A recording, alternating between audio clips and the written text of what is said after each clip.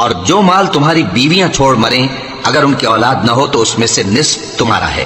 پھر اگر ان کی اولاد ہو تو ترکے میں تمہارا حصہ چوتھائی ہے، لیکن یہ تقسیم وصیت کی تعمیل کے بعد جو انہوں نے کی ہو یا قرض کے ادا ہونے کے بعد جو ان کے ذمے ہو کی جائے گی۔ اور جو مال تم مرد چھوڑ مرو اگر تمہاری اولاد نہ ہو تو تمہاری بیویوں کا اس میں چوتھا حصہ ہے،